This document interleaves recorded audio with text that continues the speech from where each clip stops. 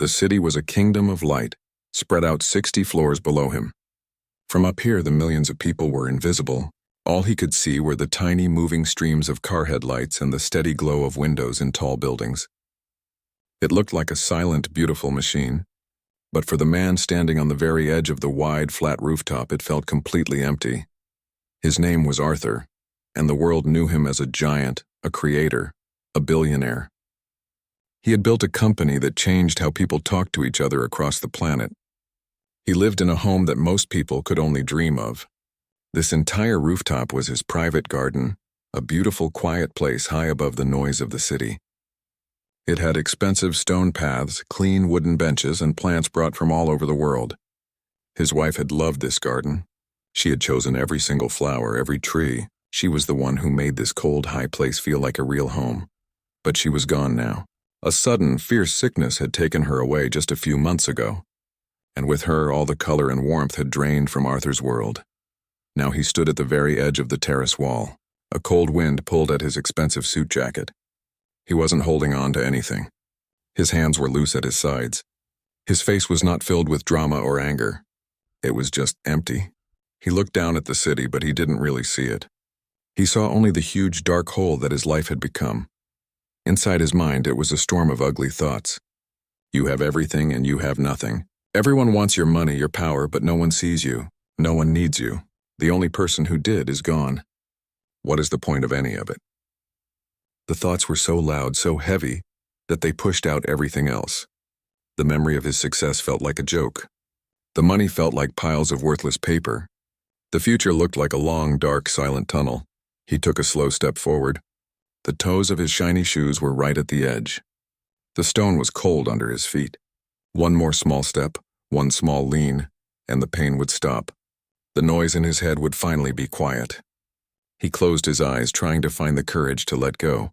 He thought about his wife's smile. He thought about the way she would laugh in this very garden. The memory was so sharp it felt like a physical pain in his chest. It was this pain that convinced him he was doing the right thing. There was no place for him in a world where she didn't exist. He took a deep, shaky breath, the last one he intended to take. He leaned his weight forward, and then a sound. It was a small sound. A simple sound. It wasn't the wind or the far-off siren. It was a voice. A child's voice. "Mister?" The word was so soft, so out of place in this moment of his end that it didn't seem real. He thought he was imagining it, a final trick of his tired brain. But it came again. "Mister, why is there a garden in the sky?" This time Arthur's body reacted before his mind could. His eyes snapped open. His heart, which a second before had been slow and ready to stop, suddenly began to beat hard and fast against his ribs. He stumbled back just one step away from the edge. His balance was shaky. He turned around, his movements slow and confused. And there she was. A little girl stood near a large pot of flowering bushes. She looked to be about 6 or 7 years old. She had dark skin and big, bright eyes that were looking around the rooftop garden with pure wonder. She wore a simple, clean yellow dress. She was holding the edge of her dress lightly with one hand. Arthur just stared. He couldn't understand it. How did she get here? This was a private elevator, a secure penthouse. No one could just walk in. The little girl was not looking at him with fear. She didn't seem to know who he was, this famous and powerful man. She wasn't impressed by the expensive garden. She was just curious. She pointed a small finger at a rose bush, the same one his wife had loved most. "Did you make all this?" she asked, her voice full of innocent amazement. Arthur was speechless. All the dark, heavy thoughts that had filled his head were suddenly gone. They were replaced by a single clear feeling, complete and total shock. The grand, tragic ending he had planned for himself had been interrupted by a child who was curious about flowers. He looked at her, really looked at her. She was so small and real and alive. And in that moment, the spell was broken. The moment was gone. The urge to jump had vanished, replaced by a confusing mix of irritation, embarrassment, and a strange, tiny flicker of something else. A connection to another human being for the first time in months. He didn't know who she was. He didn't know why she was here. But her simple, unexpected question, "Why is there a garden in the sky?" had for now saved his life. The wind, which a moment before had felt like it was pulling him into the darkness, now just felt cold.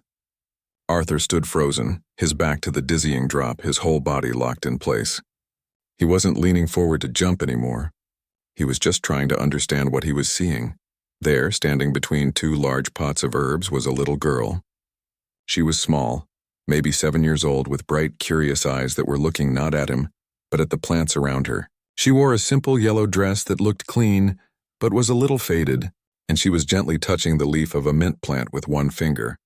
Arthur's mind, which had been a roaring storm of despair just seconds ago, went completely blank. The only thing in it was a single stupid question: how? This was his private sanctuary.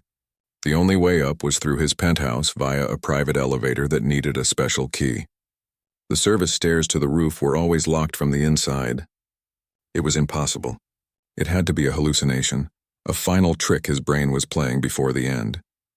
But then the little girl turned her head and looked right at him. Her eyes were wide and clear, and they held no fear. She didn't see a billionaire on the edge of a roof. She just saw a man standing in a garden. "You have so many flowers," she said, her voice soft but clear over the wind. "My Nana has a plant. Just one, on her window. It's this big." She held her thumb and finger a few inches apart, showing him a very small measurement. Arthur couldn't find any words. He just stared. His heart was still pounding, but now it was from shock, not from a desire to end his life. The grand, tragic movie of his own death had been rudely interrupted by a scene from a completely different, much simpler story. He finally managed to make his voice work, though it came out rough and unused. You shouldn't be here." It wasn't a shout or a command. It was more of a confused statement, a fact he was trying to process. The little girl didn't seem to hear the warning in his tone. Or maybe she just ignored it. She took a few small steps closer, her sandals making quiet little sounds on the stone. She was looking at his face now, really studying him. Her head was tilted to one side. "You look sad," she said. It wasn't an accusation. It was just an observation, said with the pure, unflinching honesty of a child. Those two words, "you look sad," did something strange to Arthur. People had been tiptoeing around him for months. They used words like grieving and processing and in a period of adjustment. They spoke in hushed, careful tones. No one had been so direct. No one had looked past the money, the title, the big empty house, and just seen the simple, raw emotion on his face. The directness of it broke through the last of his frozen shock. He took a step away from the edge, his legs feeling weak. He didn't walk towards her, but he moved to a nearby stone bench and sat down heavily. The fight, the despair, the terrible energy he had summoned to take that final step, it all drained out of him at once, leaving him feeling hollow and incredibly tired. He looked at the little girl who was still standing there waiting. She wasn't scared of him. She was just there. "How did you get up here?" he asked, his voice a little softer now. "My mommy is cleaning the big house downstairs," she explained, as if it were the most normal thing in the world. The door with the stairs was open a little. "I just walked up." She pointed towards the service staircase door, which he now noticed was slightly ajar. He must have forgotten to pull it completely shut the last time he was up here, lost in his own thoughts. So that was it. No magic, no miracle, just a simple mistake and a child's natural curiosity. She came and stood a few feet away from the bench, looking at the wilted rose bush beside it. His wife's favorite. He hadn't been able to bring himself to water it. He had just been watching it die day by day, feeling like it was a mirror of his own heart. The little girl looked from the dying rosebush back to his face. Her brow was furrowed, like she was trying to solve a difficult puzzle. She wasn't asking why he was so rich.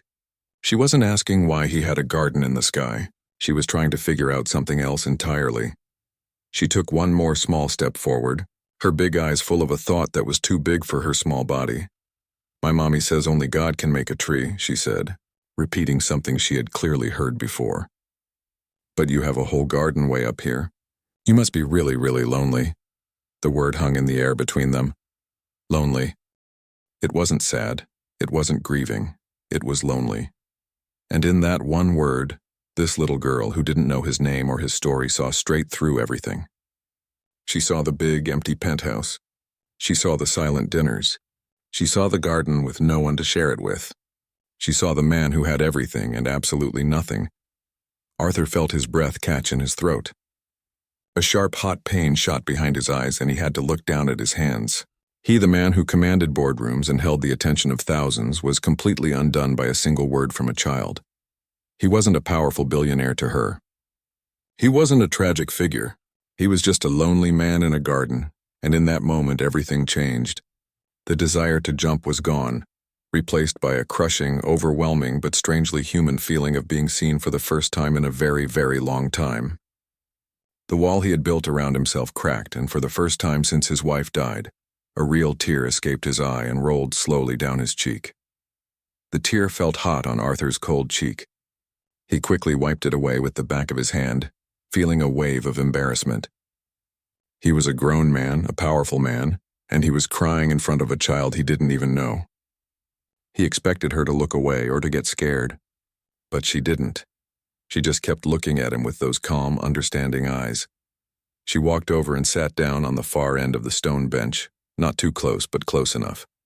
She swung her small legs, which didn't quite reach the ground. She was quiet for a moment, just sitting with him in the strange silence. It wasn't an uncomfortable silence anymore. It was a shared one. She pointed again at the sad, wilted rose bush. "What's wrong with that one?" she asked. Arthur looked at the bush. It was a tangled mess of brown leaves and drooping stems.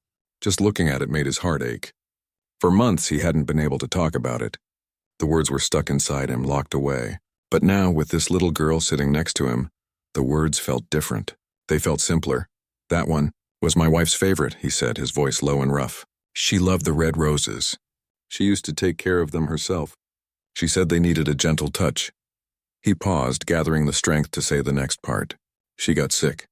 And then she passed away." He waited for the little girl to say, "I'm sorry," like all the adults did. It was what people were supposed to say. But she didn't. Instead, she nodded her head slowly, as if she understood something very important. "My Nana went to heaven too," she said. "Last year. Mommy cried a lot. She said it so plainly, without any drama. It was just a fact of her life." Her small face was serious. "Mommy says that Nana isn't really gone. She says that when people we love go to heaven, they get a new job. They become gardeners in God's big, beautiful garden, and they grow all the flowers we see down here." Arthur listened, truly listened. He had heard all the usual comforting words from well-meaning people. "She's in a better place. You'll see her again." They always felt like empty phrases, words from a greeting card. But this was different. This was a story from a child's heart. It wasn't meant to comfort him. It was just what she believed. The image it created in his mind was so vivid and so peaceful. His wife not gone, but in a sunlit garden, wearing her big floppy sun hat, tending to flowers more beautiful than any on earth. It was a silly, simple thought, but for the first time, the thought of her in heaven didn't bring him a sharp pain. It brought a small, quiet warmth. "That's a nice thought," he said, and he meant it. The little girl smiled a little. "Nana loved sunflowers. So now whenever I see a big, tall sunflower, I wave. I think it's Nana saying hello to me." Arthur looked from her face back to the dying rose bush. He had been watching it die, thinking it was a symbol of his own life ending. But the little girl's story made him see it differently. Maybe it wasn't dying for him. Maybe it was just a plant that needed water. Maybe his wife, the new gardener in heaven, was wondering why he was letting her favorite plant get so thirsty. Just then, a frantic voice cut through the quiet air. "Baby, where are you?" A woman's voice, tight with panic, came from the service staircase.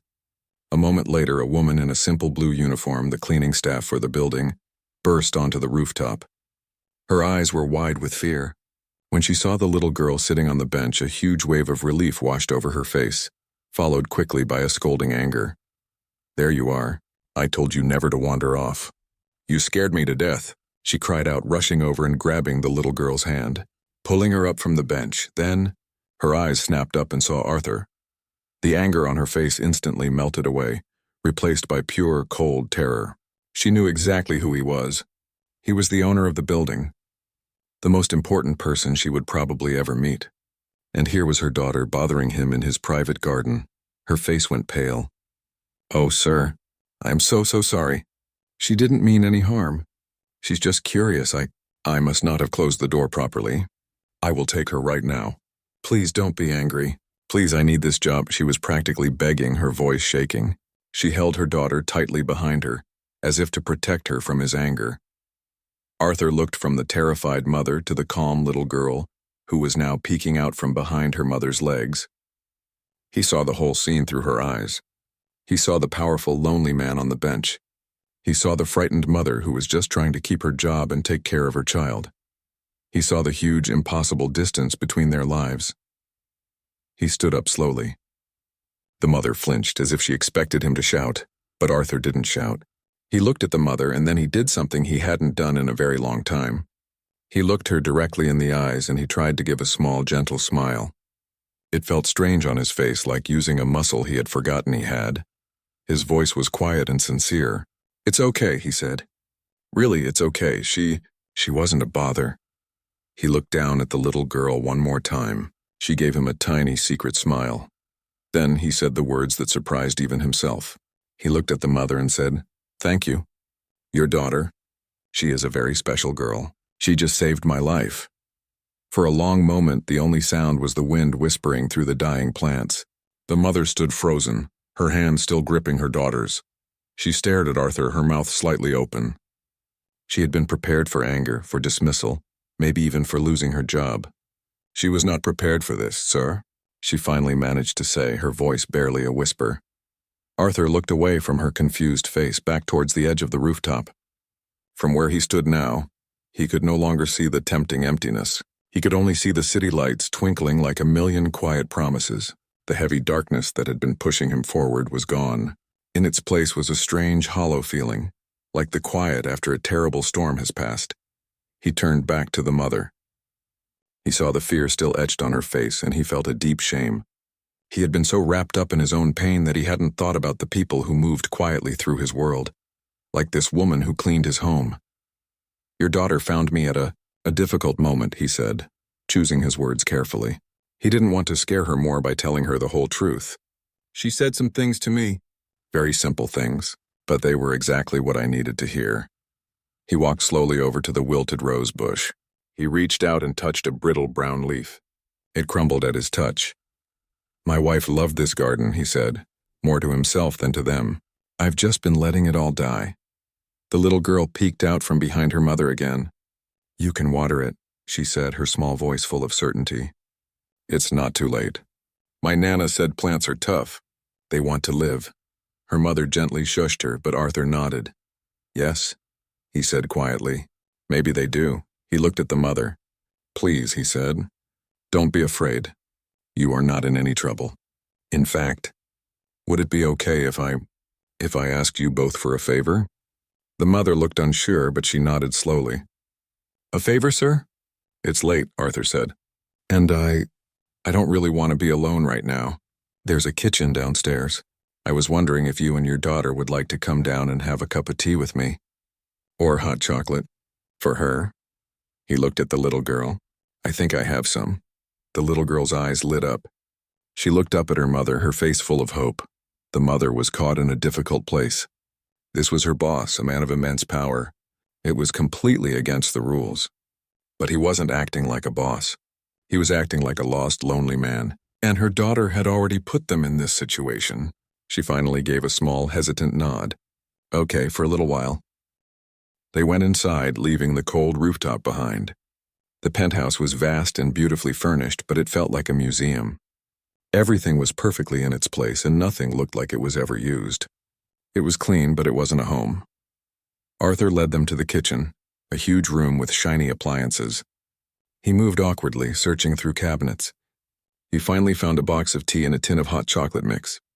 He boiled water, his movements slow and deliberate.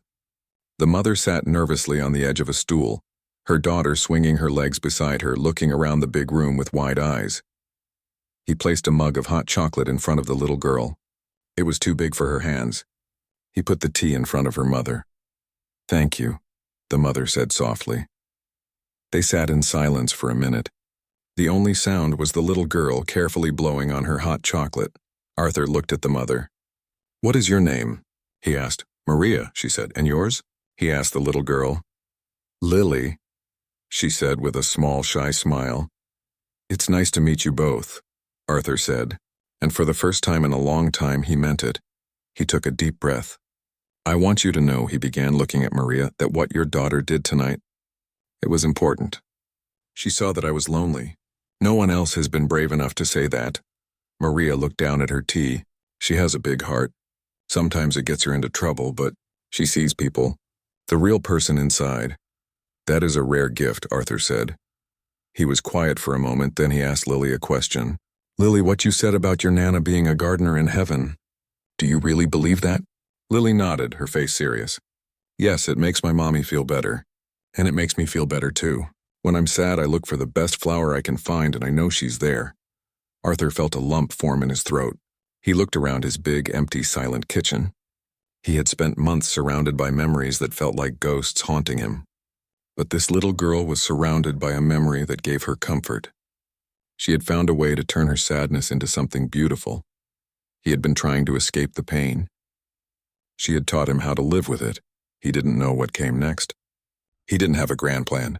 The huge empty future still stretched out in front of him. But it didn't look quite as dark anymore. It looked like a garden that had been neglected, but a garden that was still alive. A garden that could, with care and water, grow again. He looked at Maria and her daughter sitting in his kitchen. For a few minutes, his home wasn't silent. It was filled with the quiet sound of sipping and breathing and life. He knew this was just a moment. He knew they would finish their drinks and go home back to their world, and he would be left in his. But something had shifted. The little girl with the simple words and the big heart had not just pulled him back from a ledge. She had handed him a seed, a small, fragile seed of hope. And for the first time in a very long time, he felt a desire to plant it. The hot chocolate was gone, leaving a sweet brown ring at the bottom of the big mug. The little girl, Lily, tried to hide a small yawn behind her hand. The excitement of the night was finally catching up to her. Her mother, Maria, saw this and stood up from the stool. Thank you for the tea, sir, she said, her voice still a little formal, but the worst of the fear had gone from her eyes. But we should be going now. It is very late, Arthur nodded. He understood. The strange, quiet moment in the kitchen was over. Real life was waiting outside those doors. He walked with them to the private elevator, the one that required a special key. As Maria pressed the button, she turned to him one last time. Sir, will you be all right? She asked. It was a brave question. She was no longer just an employee. For a moment, she was just one person asking after another. Arthur looked from her worried face to Lily, who was now leaning sleepily against her mother's leg. He gave a small, real smile. It was still a little rusty, but it felt more natural now. Yes, he said, and he was surprised to find that he meant it. I will be all right, thanks to your daughter. The elevator doors opened with a soft chime. Maria guided Lily inside. Just before the doors closed, Lily looked up at him and gave a tiny wave. Arthur raised his hand and waved back. Then the doors slid shut and he was alone again. But the silence in the penthouse felt different now. It wasn't a heavy, crushing silence. It was just quiet. The kind of quiet that comes after a long, difficult day. He walked slowly back through the huge, empty rooms. He saw the expensive art on the walls, the perfect furniture, the spotless floors. It all looked the same, but it felt completely different. His eyes fell on a photograph on a shelf. It was a picture of him and his wife, taken in the rooftop garden. She was laughing, her head thrown back, holding a bright red rose. For months, looking at that picture had brought only a sharp physical pain. But now he looked at it and felt something else, a warmth. A memory of joy, not just the loss of it. He picked up the photograph and held it gently. He thought about what Lily had said, about her Nana being a gardener in a beautiful place. He looked at the rose in his wife's hand in the picture. Okay, he whispered to the photograph. Okay. He didn't know what he was saying okay to. Maybe it was okay to remember her without falling apart. Maybe it was okay to keep living. Maybe it was just okay to try. The next morning, the sun came up. Arthur was already awake. He hadn't slept much, but he wasn't tired. A strange new energy was humming inside him. He went up to the rooftop garden. In the morning light, he could see how badly he had let it go. The plants were dry, the leaves were brown. Weeds were poking through the stone path. It was a mess. But for the first time, he didn't see a symbol of his failure. He saw a job that needed to be done. He found a watering can. He filled it up. He started with the rose bush, his wife's favorite. He poured the water slowly onto the dry soil, watching it soak in. He wasn't sure if it was too late, but he had to try. That small act, the simple act of caring for something, felt like a revolution.